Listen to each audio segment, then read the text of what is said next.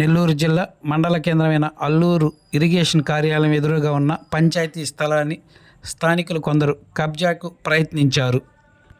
ఈ విషయం తెలుసుకున్న జిల్లా ఎస్టీ మానిటరింగ్ కమిటీ సభ్యులు దాసర పోలయ్య అక్కడికి చేరుకొని కబ్జాదారుల నుంచి ఆ స్థలాన్ని రక్షించేందుకు ప్రయత్నం చేశారు. ఇందులో భాగంగా 100కు కాల్ చేసి పోలీసులను రప్పించి కబ్జా నుంచి ఆ స్థలాన్ని రక్షించారు. అనంతరం ఆయన మాట్లాడుతూ ఆర్డీఆర్ కాలనీలో ఉన్న సర్వే నెంబర్ 40లో ఉన్న ఖాళీ స్థలాన్ని స్థానికులు కొందరు కబ్జా చేసేందుకు ప్రయత్నిస్తున్నారని, ఇది తమ దృష్టికి రావడంతో అక్కడికి చేరుకొని దానిని అడ్డుకున్నామని తెలిపారు.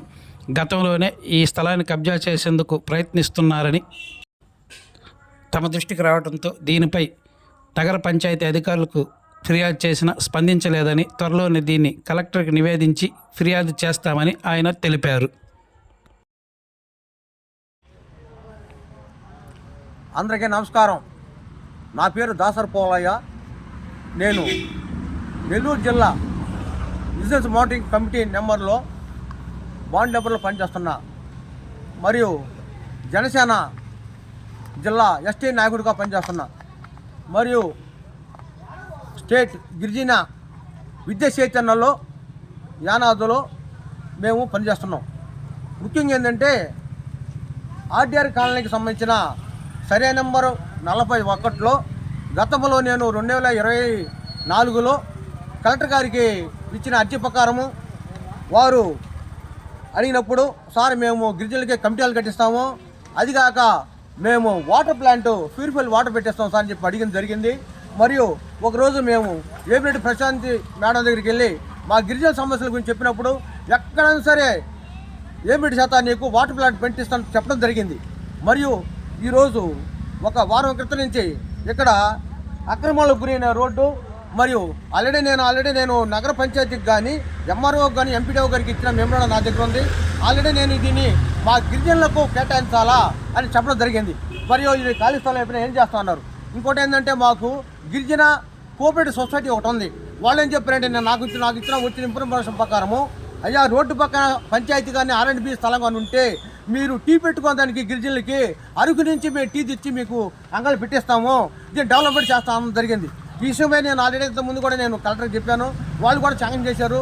వాళ్ళు మా ITDA యానాద సంస్థ నెల్లూరుకి తెలియజేయడం జరిగింది. మొన్న రోజున కమిషనర్ని కలిసినప్పుడు కమిషనర్ వచ్చేసి మీరు వరప్రసాద్ కలవండి ఒక లెటర్ ఇస్తానన్నాడు. కానీ వరప్రసాద్ లెటర్ ఇచ్చినప్పుడు దాని రిప్లై ఇలా. కానీ ఈరోజు వచ్చినప్పుడు వీళ్ళంతా చెట్లు కొట్టేసి, కానీ ప్రయాణికులకు పోయే దాంట్లో కాన చెట్లు తర్వాత యాప్ చెట్లు వేసినప్పుడు ఇవి కూడా కొట్టేసి దహనం చేసి ఇదైతే ఆక్రమణకు గురవుతుంది. కాబట్టి దీన్ని ప్రభుత్వం దృష్టి తీసుకెళ్ళి దీన్ని ఆ గిరిజనులకు షటర్స్గా ఏర్పడి వాళ్ళకి వచ్చేసి GCCA గవర్నమెంట్ గిరిజన కోఆపరేటివ్ సొసైటీ కింద వాళ్ళకి టీ అంగళ్ళు పెట్టుకోవడానికి చేస్తారని, మరియు కమిషనర్ గారు నాకు ఇచ్చిన మాట ప్రకారం వరప్రసాద్ గారు ఇచ్చే నాకు రిప్లై లేదు. రేపు స్పందనలో వరప్రసాద్ కింద నేను కంప్లైంట్ చేయడం జరుగుతుంది. మరియు ఇది మా గిరిజనుల హక్కు. ఇది ఇంతకుముందు కూడా ఒక పెద్ద బావి ఉండేది చూడండి. ఈ బావిలో కూడా మంచినీళ్ళు ఉండేది ఒకప్పుడు పూర్వతలో. ఇప్పుడు అన్నీ మోటార్ పడిపోయి వాటర్ కూడా రావట్లా. కానీ నేనేం చేశానంటే మన ఏమిరెడ్డి ప్రశాంత మేడం చెప్పినప్పుడు మీ ఊర్లో కూడా ఒక వాటర్ ప్లాంట్ పెట్టేస్తామని చెప్పి మా గిరిజన నాయకుడు చెప్పింది. కాబట్టి ఇదంతా స్వచ్ఛం చేసి అది వచ్చేసి బావి పుట్టి చేసే ఒక water plant purified water plant.